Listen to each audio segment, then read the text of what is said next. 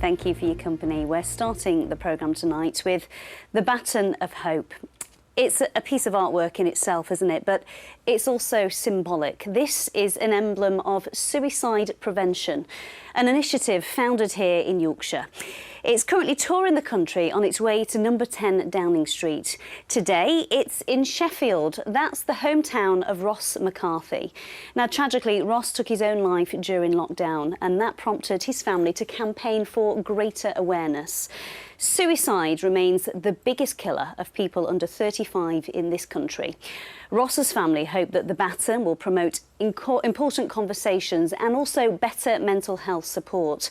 We're going to go live now to Tudor Square in Sheffield and join Claire Frisbee. Claire, it looks like Mike's strength. I'm sure you'll know we've followed his story throughout since he lost his son Ross.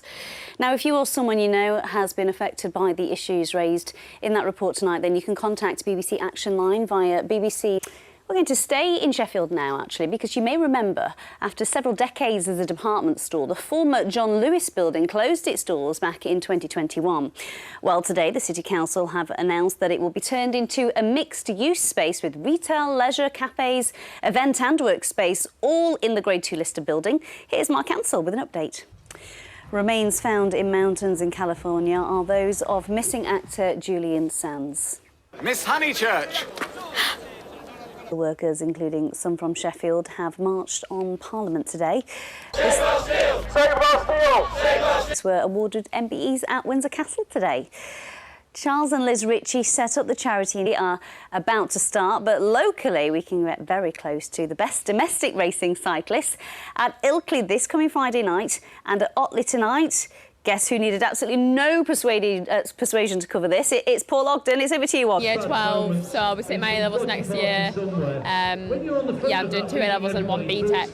That's rather a busy life already with the travelling and riding nights like this. How experienced a rider do you feel when you come here? Is this meat and drink to you now, or do you still feel new to the scene?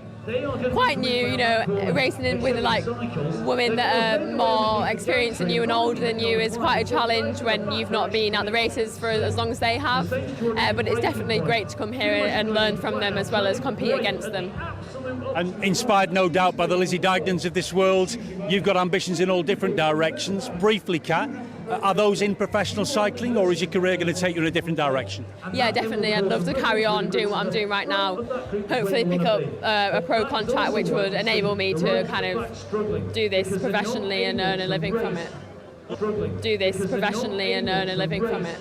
Good luck to you in all that you're doing, and keep doing what you're doing. If you came second in that circuit race as a junior, you've got a big future ahead of you. It's great to have you in Look North tonight. A name to look out. The lowest employment rate in the UK, but it's often not due to a lack of them wanting to work.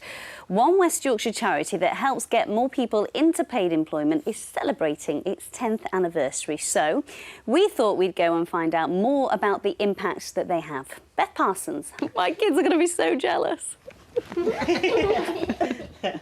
Keely, I think they've done us out of a job. You're sacked. Absolutely, although I'm not sure that is quite the forecast for the rest of the week. It did look lovely. I quite liked it. It would be very nice, wouldn't it? And actually, it doesn't look too bad at all. Hello there.